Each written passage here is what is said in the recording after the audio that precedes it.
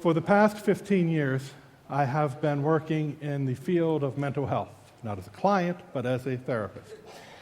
Although there are those who say I could be both. And I've been working primarily with adolescents and children. And one of the diagnoses that the children come to us with most of the time is ADHD. Has anyone ever heard of this before?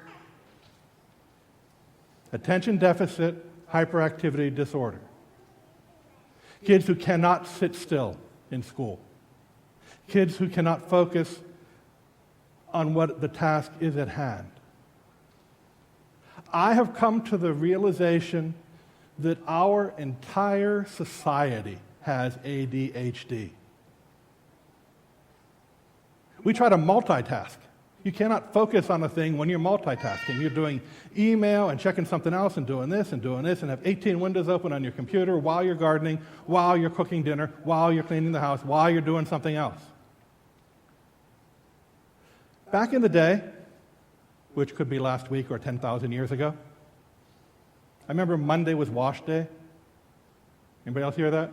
Tuesday's ironing because you did the wash, so now you got to iron it. Remember irons and big metal things? Okay. This is what this needs, but then there was baking day and all these things. So you would take a day to do a task. And you would focus on that task until it was done. We have gotten ourselves so fragmented, so attention deficit in our lives that we don't often pay attention to what it is we are doing at the moment.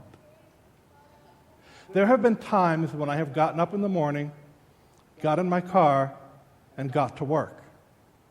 I don't know how. I don't remember the drive. Did that ever happen to anybody else, or is it just me with that part of ADHD? Other people too? Okay, good. I'm not alone. But we should watch out for each other on the road because we're all zoned out going, I don't know where I am. I'm just driving, hoping not to run somebody over. When the people gathering around Jesus, who were hungry for bread, and said, Lord, give us this bread always. We don't ever want to be hungry again. We don't ever want to thirst again. What must we do to perform the works of God? Jesus did not say a long list of items. He didn't say, well, you have to do this, and then that, and then this, and then that, and then something else, and something else, something else, something else. He said one thing. Believe in the one whom he sent. That's it. That's all we have to do as the community of Christ. We can then live out that belief in what else we do. But our main task is to believe in Jesus Christ, to know him. So we hear his words proclaimed week after week, and we read them on our own in our own personal study of the Bible, and we try to know Jesus as much as we can. But we get distracted. We can read a couple lines, and then other thoughts enter our head, and we go somewhere else, we do something else. There is a practice that's really old, from further back in the day, before wash day and laundry day and all that, called mindfulness. Being attentive to what is going on at the moment. What's happening within our own bodies, what's happening in the world around us. So we're going to conduct an experiment in mindfulness. In a moment, I'm going to stop talking. Yay! And in that moment, I want you to see what you attend to. What is it that your attention is drawn to? What are the different things that people are experiencing in this moment? I'll keep track of the time. Relax.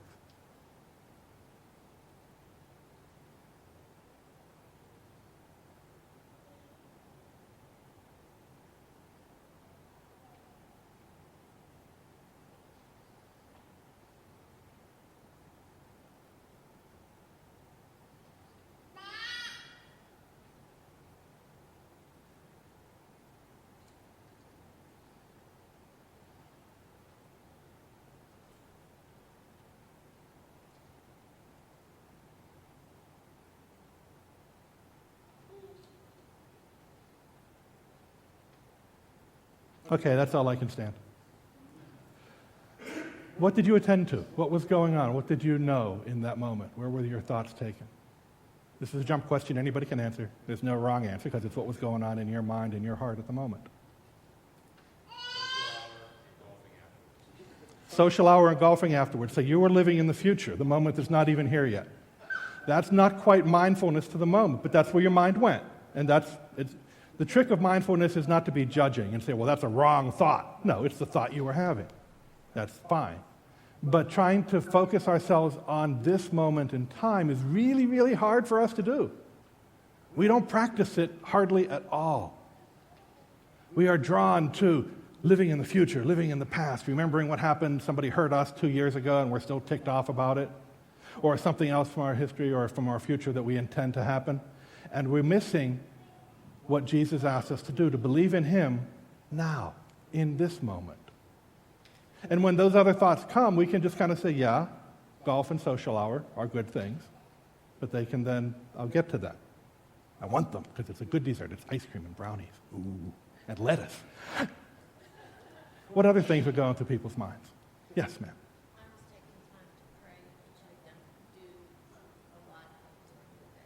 Taking the time, the minute or so, to pray and settle yourself down a little bit. Okay, that was what was going on in her mind, and that's fine. That is a good use of the moment and being present in it as well. What else? Yes? I was thinking about this coming Saturday night when you deliver your sermon. Yes, Saturday night coming up at the end of this particular week, I get to go to the Mid-Mon Valley Parish and talk to the larger portion of the congregation than I have thus far, and then they're going to vote the next day. That's been on my mind a lot too lately, actually. And it's hard to kind of say, that's not till Saturday, and they're not going to vote until Sunday, and then we'll know. Right now, we don't know nothing, which is really frustrating for me, because I like to be in control and in charge and know exactly what's going to happen. I never do, but I like to. I want to. What else was going on? What else were you attending to in this moment of time? Anybody hear air conditioning? Anybody feel how nice it is to have cushioned pews? Because that was going on at the same time. I was just kind of stuck in the crowd. Okay, this is a bunch of thoughts I'm trying to put in my place, and I was so busy thinking about what thoughts would happen. There was no thought. I was worried about, okay, how much time is this going to last? Stuck in the moment of the challenge of, it is the test. And it's hard to direct the flow of thoughts that go through our head. Ladies, this is why men, when you ask them, what are you thinking? We say nothing. Because we can't ever catch that river of torrent as it goes over Niagara Falls. There are just so many thoughts going through that we're just like, I don't know. Nothing. 20 billion things that I can't remember right now because there's another 20 billion coming through right now. That may happen in women as well. I don't know. I'm not one, so I can only speak for the guys that I've spoken with. But all these other things are going on. You've been breathing this entire time, I think. So as far as I can tell, everyone is still alive, and that's one of the requirements of being alive, is to breathe in and breathe out and repeat that cycle again and again. Your heart has been pumping blood. And if we find a place that's quiet enough, we can sometimes feel our own pulse without having to do this. Hear it pounding in our ears sometimes. All these things are going on around us, and we're trying to focus on so many diverse things in our lives that we miss the essential pieces. We miss the fact that we're sitting on comfy pews, that there's a nice sturdy back to them at a good angle. Because if it was real vertical, it would be like, uncomfortable. What Jesus is asking his followers to do, the people who were gathering around him and his disciples, was have faith, believe in him, hear him, be present to him, and allow him to be present to us in all the moments of our lives. So Christ can be present to us when we are enjoying the social hour and each other's company. He can be present to us on golf courses because it's quiet there. Sometimes we talk to God on the golf course when the ball goes like that. We say something to God about that. God can be present to us as we anticipate what happens next week for me in my process of call. God can be present to us in the flow of ideas that rush through our head.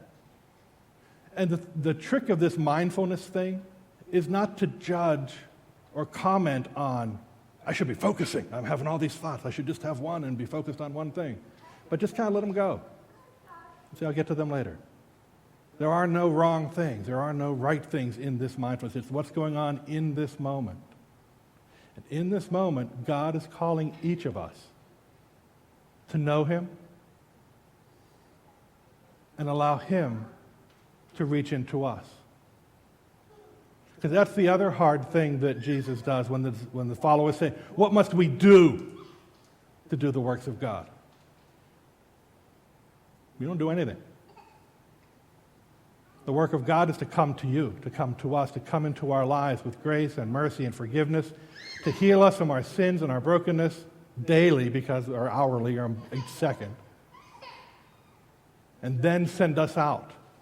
Send us out to do to others what God has done to us. Loved us, forgiven us, healed us. We have those same gifts. Each of us are made in the image and likeness of God. As God treats us, we are to treat one another. As we come to know Christ and have faith in him, trying to focus our lives on him. Maybe not while we're driving too much, because sometimes the cars in front of you stop in a hurry. People cut you off. But to try and live our lives as much as we can in the moment, because in the moment is the only time that God can reach us. God cannot reach us in the not yet here. He will when we get to that point in time. God cannot reach us back in the day. That's already happened and done. The only moment that God can enter our lives is right now. And it takes us paying attention to the right now, to this particular moment of our lives, and each one of them as they come, as much as we can, to focus on what is God giving me now? How is he present to me? In the coolness of air conditioning that someone thought up as a great idea. In the cry of a child. In the comfiness of a pew. All these ways God is being with us, in the breathing in and breathing out. God is spirit. The Hebrew word for spirit is ruah, breath. In one of the creation accounts back in Genesis, God takes clay and makes a model of a man and breathes into him the breath of life. That breath that we live, each second of our lives, is God's breath. So if we pay attention to just our breathing, God is present to us. He is present to us in everything. All we have to do is open our eyes, open our ears, open our noses and our taste, all this and our touch, all the senses that we have. God is present to us in the plants that grow, in the rain that falls, in the sun that beats down for the last week and a half. God is present to us in all these things, and yet we miss it often. Let us pay attention to the ways that God is reaching to our lives in each of the right nows that we're going to be encountering during this week.